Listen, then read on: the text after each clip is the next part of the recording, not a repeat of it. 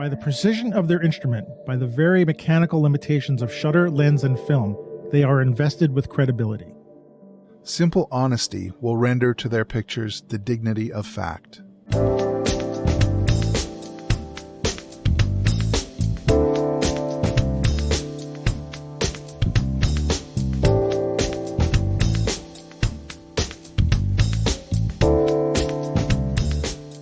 Hey, welcome to the Street Shots Photography Podcast. This is Antonio.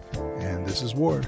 And this is episode 194 for the end of October 2023, the Halloween edition. Halloween edition. Yeah, Insert sound effects here. Sound effects will be somewhere in here. I have to get them to annoy our audience the best I can. They're gonna be like, oh, he's doing a damn Halloween things. Well, you know, what the heck. So anyway, I'm looking at you on, we're doing this on Zoom, and I'm looking at you, and your lights went out, and you're being lit my from light underneath. source overheated or something, and I'm just by the glow of LCD. Yeah, and you're appropriately, underlit, so you look like, chiller theater that's going on. It's kind of appropriate. You're just sort of in this darkness. I can see the word "sure" on your mic, though. That's good advertising. Well, I'm going to advertise, and it's right side up too. It is right side up. Unlike some people. I don't know why it doesn't. I'm sorry. I didn't mean that shot, but it's Halloween. You can say that for some. My neighborhood. In my neighborhood, there is one house. I should find pictures where they go nuts with the Halloween decorations.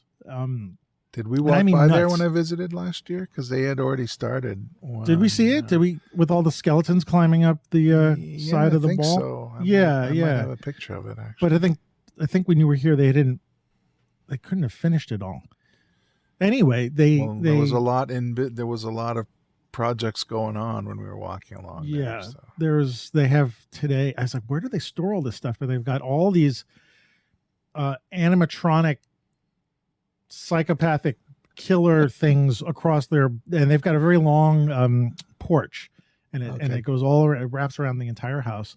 And there's the Exorcist, there's killer clowns, there's witches. I mean, there's everything on this thing. Wow. And they're all automated, and so they're all making noises and stuff like that. And I was wondering where they keep all this stuff. Like, I was wondering if, like, in their basement they've got all these things sort of laid out as some sort of weird kind of Dexter looking kind of, basement with plastic and stuff like that. But anyway, it's pretty cool. And I think people come from all around to go see this one house. Nice. For Halloween. So, yeah. So how are you doing? I'm doing good. Winter has arrived in Calgary. You got winter. Oh, boy. We got winter.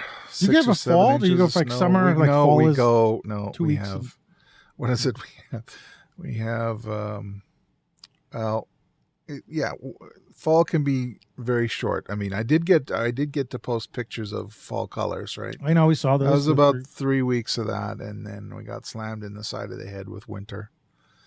And you're having a winter storm now? Is that not a winter? No, it's getting close to the freezing mark, but it's still, slushy, and then the slush freezes, and then you're driving on this, And this is October. Hard landscape, whatever. So eventually it'll melt away at some point. Who knows when that will be? And then we'll get another blast.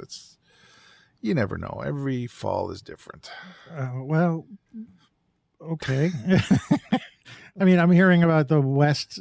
Our West is getting some sort of storm, but we're today. It was like and today is, what is today? Today's Thursday. Mm-hmm. So it was like in this lower 70s, maybe. It was warm.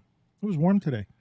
Yeah. So we were probably high teens, probably. Oh, Fahrenheit. My heart goes out to you. Well, you're used to this, but boy. Yeah, but it's fine. That is not anyway. Okay. All right. It's fun. As difficult and slow as the commute is, I kind of like driving in bad conditions. It's a challenge. You feel the car move underneath you. And it keeps you awake, right? Well, it keeps you awake, and it becomes a creative act. Driving does when. Yes. Okay. Yeah. You and your race car stuff. You're a car guy. I just like the sensation of moving and having some bit of control. It's an illusion. I wouldn't argue with that. That's kind of fun. Well, an illusion to some point. Yeah. So. Yeah. Cool. Yeah. What else? Well, here we are. I'm glad to see you. I'm glad you could hang out tonight. Me too. I don't have any big things that I want to talk about. I had a couple of things pop up in the week, but I did want to mention, I think the last show was just before the photo walk that I had. Oh, yeah, that's right. Yeah, and it rained. Photo walk. Okay. And I had I think I had about 19 people, 20 people signed up, and 3 people showed. Okay. 2 people actually initially, and then the third person came a little bit later. I actually wanted to push it. It was on a Saturday, and I wanted to push it to Sunday. Mm-hmm. And a couple days before the walk, I was checking out the weather, and it was iffy, and it was going to be raining. I was like, oh man. So I decided that I would reach out to all the walkers and say, let's push it to Sunday. Mm-hmm. And some people said they couldn't make it because they had plans and stuff like that, but I thought that would be good. And then someone told me that we couldn't do that because of the rules of the there's a contest at the Scott Kelby photo walk, and all the pictures have to be taken on the day of the walk. So the walk was it was rain or shine. So I drove out to Red Hook, and the 2 stalwart photographers showed up, and we walked around, and it was raining, and then it stopped, and it rained. It was mostly okay. Actually, it let up. But it was interesting that we only had 2, and then a third person showed up a little bit later. And we all sort of walked, and by the time we were done, I had to leave. I couldn't stay for lunch. I had a sick cat, and I was really distracted by that. And so instead of staying for lunch, I took off so I could see if I could. You need to take Opie to the vet. He's okay now, by the way. But back then it was a little nerve-wracking. Yeah. And by the time I left, it started to pour again. So we timed it just perfectly. I had good. And my intention was to use my Polaroid camera for photographing. I had bought a bunch of film in anticipation, and no, I didn't shoot with that at all. I didn't want it. It's not a waterproof camera. Right. So I wasn't out, and it's kind of awkward to use a camera with that camera with a umbrella in one hand. Right. So I used my iPhone for the whole shoot, for the whole walk around. I have this. I can't remember. You know what? I keep forgetting what I've talked about. I don't know if I talked about this before. I have a little shift cam grip for my iPhone. You did talk about it, and it's got a Bluetooth shutter release. Yeah. So I used that, and I figured the phone. I mean, I don't know if that's waterproof, but the phone is waterproof, and it was easy to hold with one hand, and it was really, some of the images I got were pretty fun. Good. Yeah. So it seems like the photographers who were there, the 2 people there, had a good time, and I picked my winner and sent them off to the, to whatever contest they might get into, and then I picked my picture for the winners of the leaders. Yeah. And that's it. It went well. And I got another photo walk tomorrow in Brooklyn. This is not part of the Worldwide Photo Walk, but it's part of the place I work at, Brick. They're doing a little photo walk in the neighborhood that Brick is in because it's the 50th anniversary of hip hop, and there's a lot of hip hop locations in the neighborhood. Although we can only do so much, it's only an hour walk. Right. So I'm gonna go to one location where there's this big mural of Commandante Biggie on the walls, and the idea is to get people to just walk around and take pictures. Yeah. So I have to do a little slideshow ahead of time. Oh. So it's not my usual street photography class, but I put together a little slideshow on my iPad, and the idea is to get them sort of, again, get their eyes sort of thinking about street photography and all the different options. So I've got like samples from Helen Levitt and Alex Webb and you name it. Me, I can't remember who else is in the little show, and then a bunch of tips that I can show really quickly. Frankly, I got some from Eric Kim. Oh, he's Eric Kim is like this prolific, or was. I don't know if he's still doing stuff, but I haven't seen much of his stuff. I haven't seen much of his stuff either. No, but I did a search for. So he did this whole thing about like the 70 great tips of street photography, and I just wanted to just get some ideas from him that were different from the ones I have for my class. And it's funny that some of their concepts jive together. Yeah, there's absolutely. things like don't drop your camera, and I was like, why? It's like, oh yeah, good shoes. Always have good shoes. Good shoes, yeah. So I put a bunch of those tips in there, and the good shoes tips is a little too late because they're there already. But yeah. So anyway, I've been doing that tomorrow. That should be nice. I like doing photo walks. So yeah. And what else is going on? Oh yeah, sorry.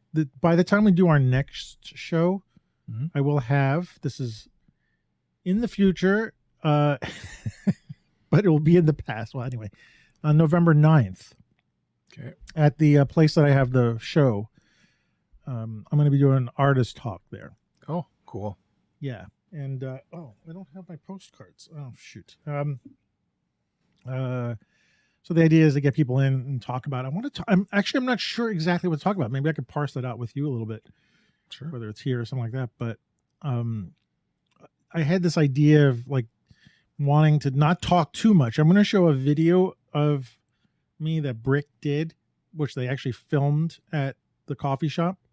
Oh, it was called Kothra.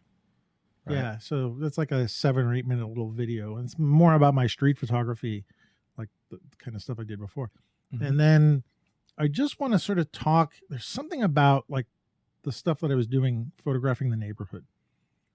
The details and stuff like that, and I just want to get people sort of jazzed or something like that about not like overlooking the small things in the areas they live, right? Because we tend to, I think that's kind of what I was doing with the pictures, is trying to find those things that you sort of walk past and you don't think twice about, and just try to lock moments on. So I want to get people sort of jazzed for that. So I just need to come up with sort of a little short discussion, because I don't really want to be about, oh, this picture is about this and that picture. Like, I don't know what my picture is about. Right. My photographer, let your viewer decide. Yeah. And also the pictures are also, to me, individually, not maybe great photographs, but as a together thing. That's why I like putting them in the zine, or I like putting them in the show, is that together they create sort of this tapestry. Yeah. Which I kind of like. I like the idea of that the small pictures, in this case for the show that I was doing, sort of equal something larger, and the idea that it's the neighborhood or the zip code that I'm talking about. So anyway, I've got some time to figure that out, but that will be coming up November 9th. And if anybody's in Brooklyn, I'll put the link in the show notes. If you want to join, come by from 7 to 9 at Blue Star Parlor Cafe on Cortelyou Road. Cool. Yeah. Very nice. Yeah, and we've been getting, I want to say hi to everybody who's been, like, I've been getting, people have been saying, I've been watching, listening to your show. Or so cool. Some people have reached out on my new Instagram account, and also I just joined Threads as well. So I've been hearing some people say hi. So it's nice to hear from the outside world that people are listening and enjoy what we talk about. So I want to just shout out for everybody. Yeah. So anyway, that's what's going on in my neck of the woods. And how about you? I know you've got a new job. I got a new day job, which is fantastic. Completely different change of pace. Enjoying it. It's a steep part of the curve. New job. There's it's a very wide-ranging kind of job. I work from small minutia to large projects that go on simultaneously. You have to be good with your time, and what I do like about it is when the day is over, the day is over. There's no one. Yeah, there's something nice about You're that. Just and there's a big emphasis on work-life balance there, which is which is not to be understated. So I am very happy. Yeah. I'm very happy. Not a lot. It's a longer commute. It's a longer commute, but oh, is it? Yeah. All right. yeah. But I've got the music and the podcasts to listen to. So Yeah. Not a lot of It chance to works get out. out with your camera then, I guess. no, not at all. Yeah. Not at all. And I don't know if I mentioned it in the last podcast. One of my subjects from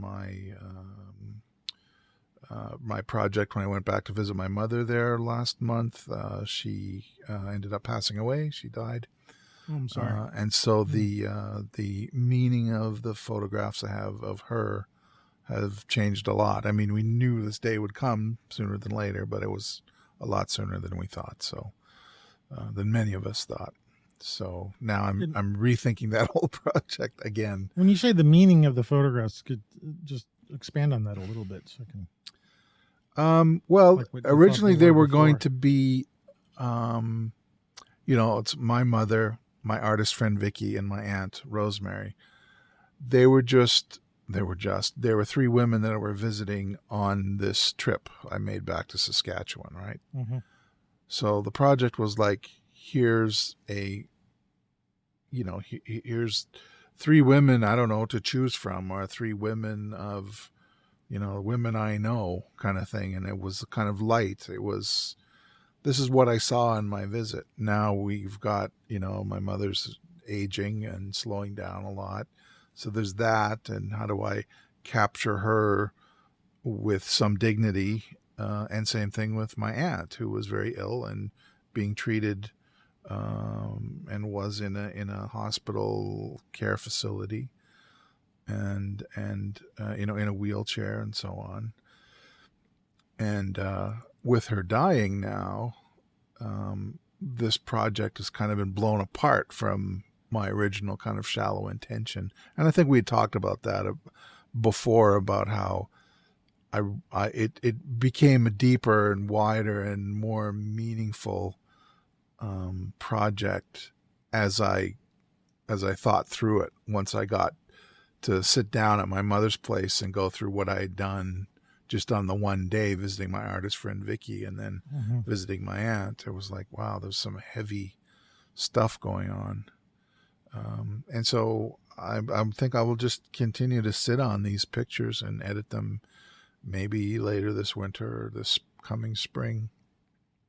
I noticed I have some memory of taking certain photographs that were compositionally similar. I'm thinking of my mother's coffee table, like 2/3 of my mother's coffee table shot like deadpan from above, right? Her countertop with her food preparation for dinner. My friend Vicky, or my artist friend, kind of like a tableau of her art supplies on a table and some artwork, and my aunt's artwork and her counter that had her medications and supplies and stuff that were out. There were these patterns that I just happened to notice, that represent who they are in that context, in the room that they're actually in. So that was important too, that the pictures of those tables and the content of those tables is in the same room as the woman that she's in. So there are these connections that I'm trying to make between pictures and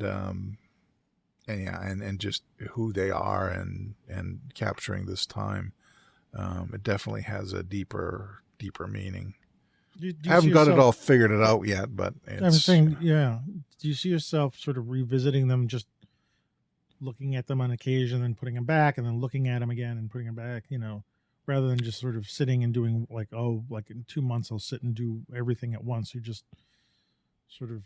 No, well, I think the way I work, I think it'll be really hard, like, to change that. I think once I go in to edit them, I'll be producing something. So yeah. It's just I don't really have I haven't really settled down yet for what I'm going to do. How am I putting it?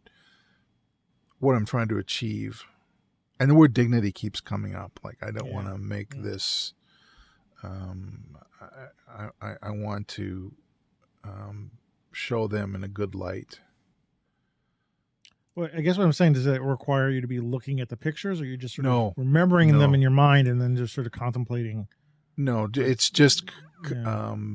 no, coming up with a kind of a philosophy or a feeling of what I want to express. Whether it's a love for the women or a more journalistic, I don't think it will be like a journalistic, you know, flat reading of them, which is sort of which is what it probably, I was thinking something of that, with something with humor and that sort of thing. That still might be.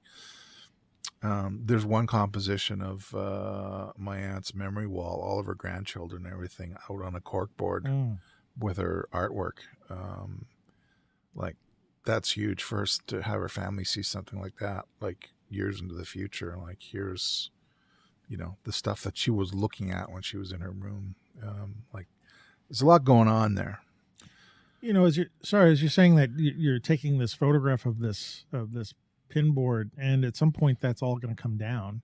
Yeah. I would assume, right? Oh, it has. That was her hospital room. So. Oh, it was a hospital. It was her hospital room. Yeah. As you're saying that, it's got me thinking about like my own situation a little bit, in that my house and apartment is still set up the way Elizabeth and I had it. So her, and you've seen the apartment, her desk area is pretty much all the same. I haven't taken anything down, and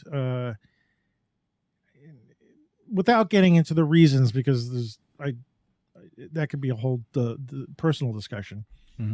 What had occurred to me was that she had put all this stuff up on her desk the way that was her. That was her signature. That was her.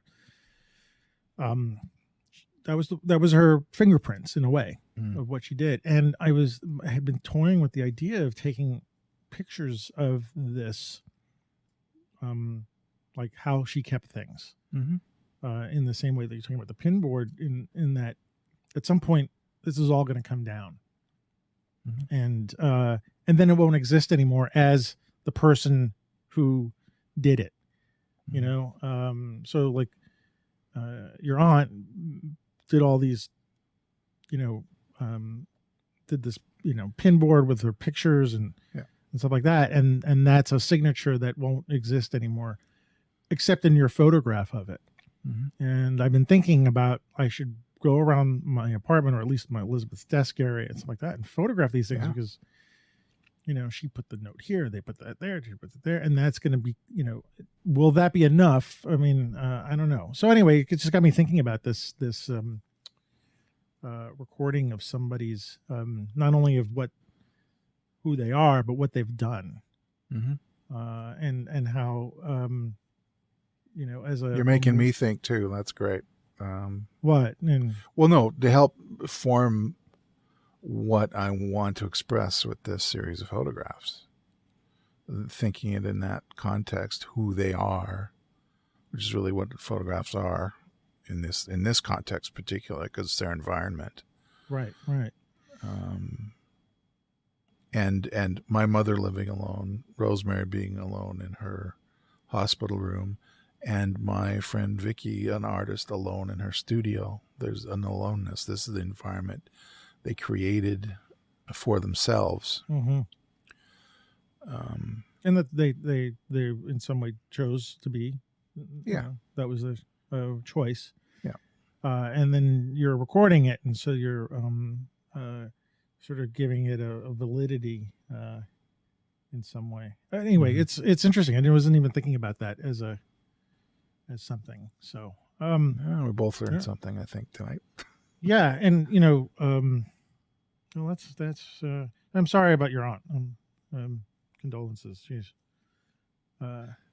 She had a huge celebration of life service out in the hills.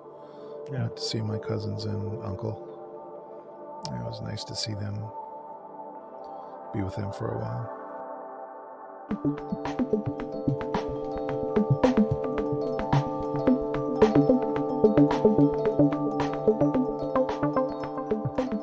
And I know this is a very personal thing, and so whether or not you end up sharing these pictures or not, sounds like this is probably not something that's a shareable thing. It's more of like family or personal. Yeah, thing, not something I that don't necessarily know. needs to see in the world. Well, maybe, I don't know. Yeah. Yeah. This idea that we have to share everything, that's going on is something I've been thinking about for a while too. I mean, since we've lost what is it? We've Twitter shut down pretty much and turned into a dumpster fire. I haven't been on Instagram except I'm back on again, but I've realized don't need to share every day or do a photograph every day. No. And this whole idea of sharing and sharing and sharing and sharing and creating new and it's like there's a part of me that says it's enough already, because I can't keep that up, and I'm not a content creator. I don't even people call themselves content creators. I think sorry, I don't mean to diss them, but I don't find myself being a content creator. I don't consider photography or what we do as content. That sounds like to me somebody who's like I don't mean to again, I don't want to sound insulting anyway, but content sounds like something that you just make and then you shove off to the world. Yeah. That you don't consider and the context is from a consumer model, right? Exactly. Producer consumer. Yeah. So anyway, that I don't know if that's a good segue into the other thing that I wanted to sort of chat about a little bit. Was the YouTube video that we watched. I don't know. Should we name it? Who said it? I want to put the link in the video. Put the link. I think that's yeah. Okay. So this chap named Evan. I'm gonna butcher his last name. Ramft. Yeah. RANFT has a video out that says how YouTubers ruined street photography, myself included. And I think that's just like any YouTube video title is I want to say clickbaity, but yeah, it caught my eye when it popped up on my timeline. And so I ended up watching it. And you're probably better at summarizing this. Can you give the gist of what he's sort of talking about that would lead into what I want to I haven't watched it right to the end, but the gist of it is that in the effort to create, I guess his original inspiration was Kai Wong, right? Kai was really good, and he had the Digital Rev YouTube channel a few years ago, right. where it was largely equipment reviews.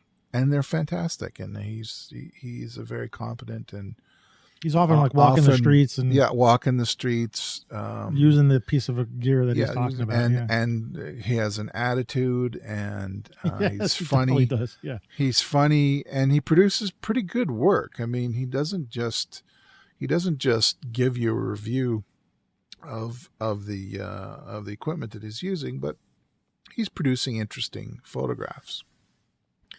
So Kai was a big inspiration to Evan Ramft, and he tried to emulate him through his own work, behind the scenes work of doing street photography, and what he does in order to demonstrate that he's behind the scenes is he's got a GoPro connected somewhere else on his body, so you'll see the scene go by, and then he'll show the grab shot that he took. And it's interesting, and it's fun if you're not a street photographer, especially to see, in this fleeting scene, look what this guy caught. Right. I think the GoPro's attached to his camera on his hot shoe. Okay. Yeah. And I think somebody else does that too. Eric Trovatten also does that. The Danish gentleman does that too. It's fun. It's fun and interesting. And what this YouTuber Evan is talking about is in the race or the energy required to create content and here we're talking about creating content again, in a timely manner and with the frequency that, the monetization models require. You have to create a lot of content and a lot of behind the scenes and a lot of images, with the inescapable conclusion that the quality of the actual work that you're creating will drop. And he certainly has a point. Right. He does a parallel to the photographers of old, the street photographers in the middle of the last century, who would do hundreds of photographs and you would get one or two. And all of those great pictures, those ones and twos, eventually become a book, and they come out, and that's how you consume it. You don't consume it twice a week or twice a month with, the best you could do within the behind the scenes video that he created that week. So, he definitely has a point, but that's basically the idea that he's after. Yeah. But you'd made a point before we came on, before we started recording, about you could just scratch street photography. Scratch street photography. Yeah. I spend a lot of time watching photography videos on YouTube. I love YouTube. It's great. It's such a great thing to see what everybody's doing. It's fun to see, what we consider YouTube celebrities and get really excited about them. But I can get the sense of the machine needing to be fed, and these people are doing it for a living. Otherwise, why would they be joining YouTube? They're making money from it and they're doing a living. And just like anything, they have to continuously make stuff to feed that engine. And so how YouTubers ruin street photography, just scratch out street photography. I wouldn't say ruined. It's not. Yeah. It's not ruined. It's creating some kind of system, which I think is a bigger story, because I don't think it's just limited to YouTube. It's certainly on any social media platform, that even if you're not making money on it, there's a constant pull to keep feeding these machines. And this is, I think we've probably talked about this a zillion times before, but this is not the world that I grew up in photography. And I was really happy. Not happy, but like there was some satisfaction with the way the photography world existed when I was going through it. And I go back to it, and I think it's so funny. I remember that, I don't know if it was Instagram or maybe it was Flickr, and this idea of sharing pictures on a website was just totally alien to me. I was like, what? Yeah. What? Why would I do that? And what is it do I get out of it? And then I remember, if someone liked the picture, it'd be like, "Oh, well, that's kind of cool." But, he goes into this point of having to consistently make images and videos of him making images and post those however many times a week or however many times a month. And what you mentioned, that photographers from the past, or artists, we could say artists of any kind, would take a lot longer for their work to come out into the world. And I think part of the problem with what he's getting at is there's also this dilution of the quality of work. Like, how do you know if you're putting up 10 pictures or you're showing videos of 10 pictures? And frankly, he was showing some pictures in this video that I don't think were that great. And, that's my opinion, but like, whether that was his point or not, I couldn't tell because he didn't mention it. Well, I kind of flippantly said, well, he is proving his point. Yeah, he's proving his point in some sense, but I think he's grabbing shots. The YouTube video, it's interesting because the GoPro video is capturing what's going on outside the frame, and then he's cutting to the still frame of what he caught, and it's processed differently. And not all of them are successful or interesting, but I think you're right. Part of that point is it doesn't matter. No. But yet it does matter, because then you would have to weigh this idea of being a content creator, which I think he's talking about being, rather than a photographer or a creator, a creative artist.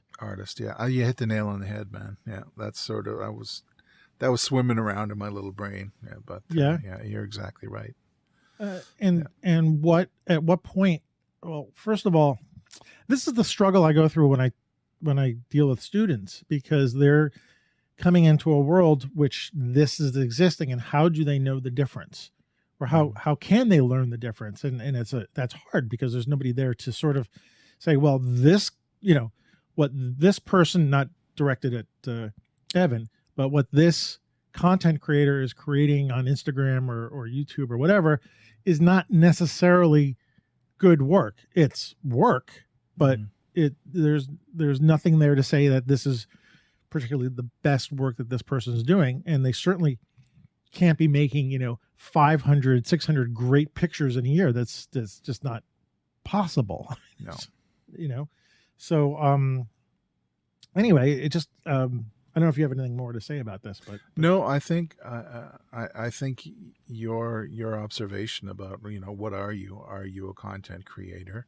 I mean, and I would say the behind the scenes, I do like to see those, because especially or I like to show them to other people who have not seen what street photography is like, how fleeting it is, and where your perception is. It's the best thing I could point to for someone who's never done street photography, and say, see all the stuff going on. Your idea, your mission is to have a vision for what it is you want to capture, and here's a demonstration, the GoPro and the image that he took.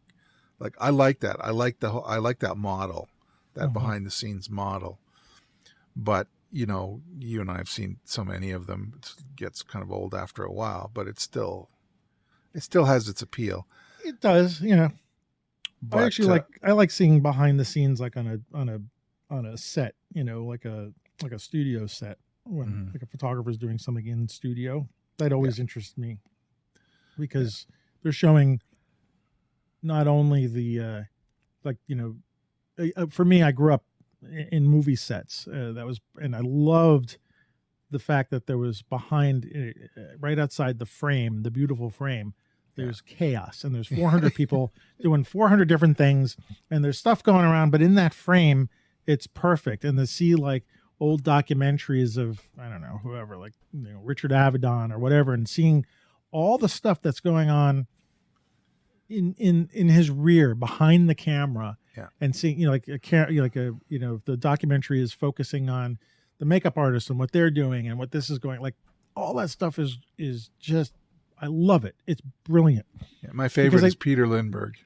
Peter Lindbergh? Why? What? Peter Lindbergh, because he's sitting with the makeup artist and staring at the model at the same time she's being made up, and he's carrying on a conversation with her. Like, it's so intimate, right? Yeah. And then she sits over there, and then he takes the pictures, and he does what. It's just this. There's an ebb and flow. Is this from a movie, a film? There's a couple of Peter Lindbergh documentaries out there. I'll see if I can dig one out, but it's very, it's just great. It's the way I would want to work if I were doing fashion work. And there's no distance between him and his subjects, which is fantastic. And that's so different from these from the content creators who are feeding the machines. Often many of them are on their own, and so have to be their own production crews and have to film themselves, which in itself is kind of weird. I've done it, and it's still, no matter what, it's very strange to do that. To film yourself doing something,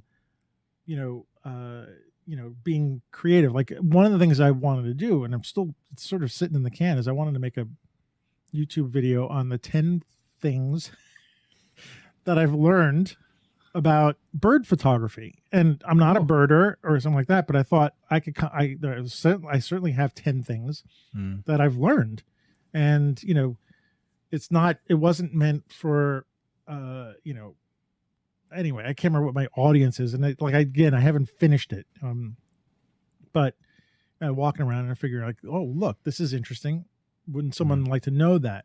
And I just couldn't get past like filming myself talking about this. I mean, I still might do it. I mean, now we're getting into winter, and that's the time I like to go out and photograph birds. But again, like, I'm not a birder. I'm not a professional bird photographer. I just like to do it as something, and I thought I would share that kind of stuff. But I don't know where I was going with that. Anyway, it's a not a natural experience for me to film myself talking about, like, in the vein of YouTube content creators Right.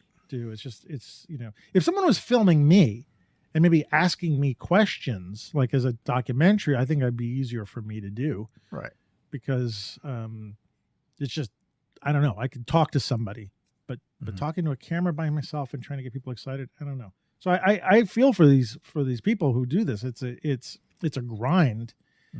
But in the meantime, I think that's very important to, are you going to make content, or are you going to be a photographer? Are you going to make content, or are you going to be an artist? Or what is it that you're going to do? And I don't necessarily think you can do both. No. And I think this gentleman maybe hasn't thought that through, that you have to be kind of one or the other. Yeah. He's lamenting the fact that the quality is going down. Well, the quality is going down because he's biasing towards the content creation and not the art creation part of it. Right. Right. And just, this, but like the post-production on anything just, can sap you. Like, not only you're filming yourself doing these things, but then you have to go back and you've got to edit and you got to figure out what to say. And no longer are you looking at your images, but you're concentrating on creating a video that makes sense in the story and stuff like that. And that's a whole nother thing. Like, I know I know photographers are doing this, and I'm sure there's people out in the audience who do this, who are getting asked to shoot a wedding, let's say, for instance, stills, and do video at the same time. And unless you're someone who's got, a crew of like 3 or 4, I found, like, someone asked me that, I was like, there's no way I can do this. There's 2 different thought processes that go on when you're doing stills and when you're doing video. And so there's, but that's what people are being asked for. So anyway, that's got me thinking that you're either making content or you're making, when I say art, it's maybe not the right word because it sounds so, as Alex Kilby would say, strokey beardy, Yeah. Strokey art. I don't know what art is in terms of photography, but if you're trying to make some sort of expression with your work, to me, the two things are contradictory. I should say I went to my nephew's wedding just before the pandemic, and they had a still shooter, and they had a video, a couple that were doing the video, and during the reception there was a cut together behind the scenes video of them, a montage of them in the church and doing whatever and getting their photographs taken, and then the beginning of the reception, which were still sitting there, and it was amazing. And there was like music. It was like, I couldn't do that. So even before the event is over, they're watching. It's over. There's material for them to look at. Yeah. I have a whole opinion about that, but I don't want to get into that now. So. It was the first time I've seen something like that, and I'm like, oh, okay. Well, this is something I would never do, but it just makes me think. At some point, will they want to have the wedding stuff before the wedding starts, so that you're already seeing stuff and it's already out there in the world? I'm sure this is being done somehow. People are, I'm not saying staging a wedding, but stage something ahead of time before the wedding so that you've got something to show before the wedding, and you're putting it on TikTok or whatever social thing is, you've got this stuff happening already. And then whatever happens at the wedding, who cares, because it's being shot. But I mean, what's wrong with waiting? Yeah. What's wrong with the anticipation of something that's going to happen in some future thing? Anyway, that's another thing. But okay, well, the last thing that caught my eye while I was YouTubing was today. People are doing reviews or coming out with the Leica just came out with a new camera, the Leica M11-P. I don't know what the P stands for. Part of me thinks it's professional. But there was one video that was not quite a review about it. It was from, I'll put the link in the show notes, from some place called The Studio, which I think is, what's his name? Who's the guy he does so many YouTube videos? Marquise Brownlee, yeah. Yeah, Brownlee, yeah. I think this is one of his crew who did this. And the tagline is, "This camera takes quote unquote real photos." And so that caught my, well, first I was interested, but what's another Leica? I mean, it's an M11. What's the P stand for? But this was an interesting video. I don't want to talk too much about this. We can talk about this in the future because this is something new, so I don't know enough about it. But apparently this is the first commercial camera that has the ability to embed content credentials in the photograph. And without getting into the big thing about it yet, because I don't know all about it, but content credentials is some new ability to be able to check the provenance of an image as it's gone through the system. So as it starts in a camera, works its way through any kind of post-production. There's a sort of transparent chain of information that tags along with the image so that you can see how the image was manipulated, where it came from. And the idea is to help sort of not thwart AI imagery or fake imagery, but for you to know what's gone on with an image. Right. And this is a camera that apparently, and I didn't know this because I don't really pay attention to these things that much, but maybe I should, that some of this technology is already embedded in things like Photoshop and Lightroom. The newer versions of Photoshop. The newer versions, yeah. So that you know, whatever steps that you take to manipulate or color correct or do whatever to a picture, that's all recorded, and that is permanently embedded in the image and travels it's done through encryption. So it's done through encryption. It can encryption, only go one way. Yeah. Yeah. It's sort of, when I first heard about this, my thought was like blockchain, like a cryptocurrency. Like all the stuff is open for you to see where the money is, or where the history is, or someone was saying the ingredients. Right. And anyway, it caught my eye, and he was talking about in the video if this gets to a critical mass, this could be very useful. And I just wanted to sort of put it out there in the world. I don't know what you think about it. Well, the one concern I have is, and what he was pretty emphatic about was, will there be that critical mass? Will there be a bunch of competing standards that will dilute its ability to take place, take some market space, or whatever you want to call it, mind space of the people that are doing it.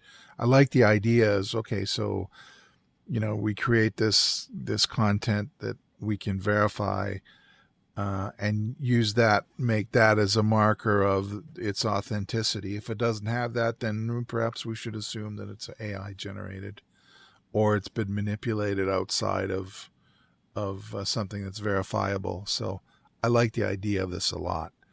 I'm just hoping it doesn't get watered down. Yeah, and there's been plenty of, I can't come off the top of my head, but it just feels like there's been examples of things like this in the past, with file formats and whatnot. I tend to think that something will come out of this, especially the way AI and image manipulation and fake, deep fakes and stuff like that are really sort of swamping our system, that something like this has to come out. There's a very large group of manufacturers and companies that are getting involved in the sort of the standards of this. I can't remember the name of it, but it sounds like it's a good start. It's certainly a larger number. He was making fun of, like, make sure this is not another Betamax or mini disc. The problem with the issue with Betamax and mini disc, there was only a couple of manufacturers that were on that. And Betamax, even though it was a superior technology, I think it was only Sony at that point that really held on to onto that. So just, I think what they already have going for them now is that there's multiple manufacturers. The fact that Leica is putting this technology into a camera, to me is a very big plus, because that's a very expensive camera to do. I mean, it is a software thing, so it's not like they couldn't change it. But it's not like a mechanical technology like Beta or VHS, right? Right. It is. It's intrinsic to the gear. Right. So it has a better chance. It does, and I like his in the video. He talks about like the building of trust, and of course, this is going to mean more for photojournalism, documentary work, and news and stuff like that. Because when we get to commercial stuff, it almost doesn't matter. In fact, I think that's where the low-hanging fruit, where AI is going to really take over, is a lot of commercial photography. That's going to that's really going to bite the bucket. But the idea of building up trust in something, I think, is important, and it's a great start. They also talk about like Nikon, the next version of the Z9, which is the flagship big camera. It's a beautiful camera, by the way. Is going to have this built into it too. So right now, they like for most people using cameras, if they want to set the credentials up, they would have to filter it through Photoshop or Lightroom. Strangely enough, it's really interesting. You have to filter it through a program that is built for manipulation, to get the credentials. But you get these credentials, you can do it. We should also say too that it's an open source project, and so there won't be much additional cost. There's no licensing fee associated with applying this technology. Right. It's available to all. Which is good. I wonder I'll need to do some more research on this because I'd like to know where it actually started. I don't know if you got the chance to read what Adobe wrote to him in the video after he was talking about like what happens if you screenshot. No, I just saw the screenshot. I didn't read. Yeah, I copied it, and I'm going to read some of it if I can. Okay. So he was asking, I can't remember the question he asked Adobe, but they sent him back a message that said, consumer awareness is critical to fight misinformation at scale. And we encourage everyone to verify content before trusting it as true. The concept is that for important content, such as a viral image or newsworthy image where someone is trying to prove to you that what they're saying is true, content credentials, in capitals, can provide the context people need in order to make a decision about whether to trust it. Content credentials empowers consumers to verify and then trust. Important content should have a credential attached. If something doesn't have a credential, we believe you should be skeptical. That's how we fight misinformation at scale. And then it goes on. I don't want to talk about that, but I think it's a nice. I'm glad Adobe is doing that. On one hand, they're doing, and they're incorporating this stuff into their AI content creation they're doing in Photoshop, the what is it, Firefly, that they're adding in there, and I don't know if they're doing it in the generative fill thing yet. I'd have to look at that. But well, they're also doing the right thing there too, in that they're just drawing from their own content libraries for their AI generation, right? Yes, they're doing that, and as long as they're paying the people who they're getting it from, right, that's great. And actually, in that regard. Sorry, this is good. We'll just end on this one because we're not talking about AI, but I did read of a technology that is spoiling the soup, spoiling the AI soup. I don't know if you heard of it. Oh yes, I have. It's poisoning. It's poisoning it. It puts in some data into an image that will poison AI when it tries to learn from it, so that it messes up the final result, which I think is kind of cool. It sounds like the digital version of what people have, those outfits, like those glowing outfits, so that when a paparazzi take a picture of them, that overexposes. Right. You ever see those things? Yeah. It sounds like a digital version of that. But both of these things are kicking in now, and I think we're going to probably see a lot more of this as people try to protect their content.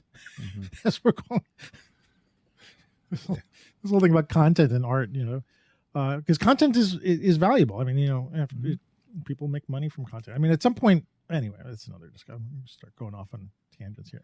That's enough. I'm done. All right. Me too. Good night.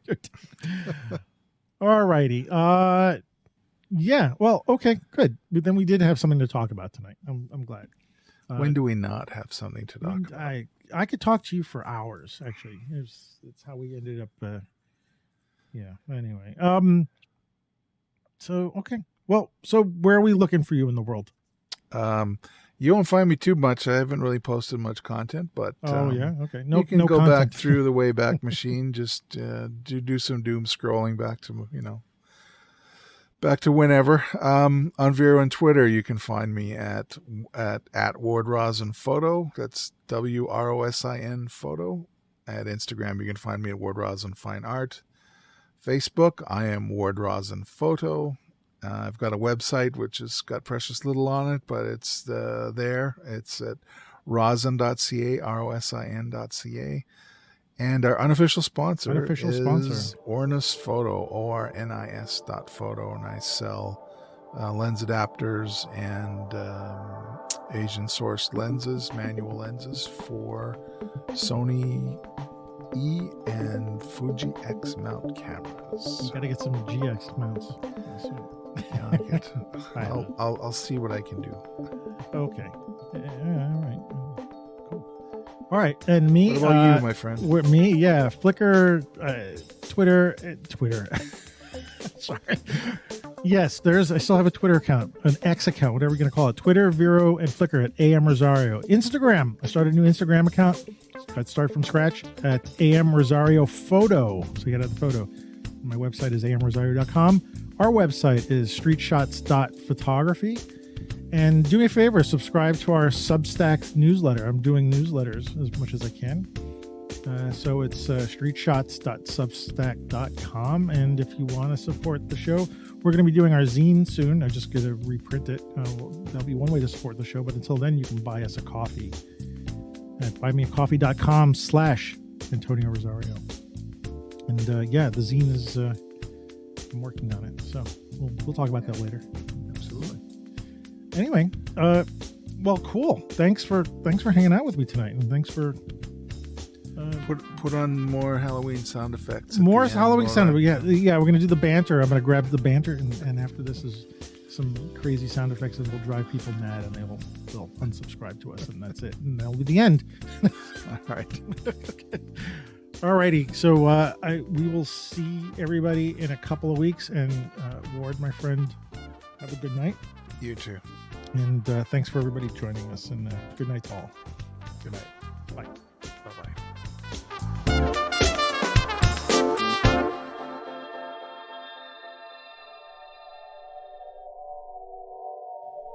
The Halloween edition. Oh, I should get some Halloween effects. All right. Yeah. I'll throw that in at the end. I'll throw in some Halloween spooky noises, some sound effects. Yeah, did you ever have sound effects album? Oh, when you yeah. were a kid? Did you just play it? Did you just play it to hear the sounds? Oh, yeah. I tried to. Well, my dad used to be able to do sound effects. He was a big. What was his name? Spike Jones. Spike. You mean with his own mouth? With his mouth, yeah. So he could do duck calls and elk calls, and he used to be able to make the sound of a bowling ball rolling on a wooden floor, which I can never. I don't know how the hell he did it. But he could do spooky sounds too. Oh yeah, he could do coyote howling and that sort of thing. Yeah. Yeah. Oh. I always used to just listen to the album. I'd buy this album and listen to the spooky sounds, and I'm like, then what? What am I going to do with them? Yeah, but I would listen to them.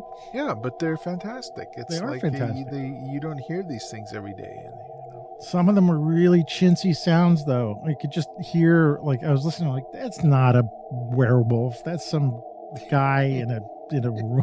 It was something like that. You could hear the guy's voice. It sounded like he was from the Bronx or something.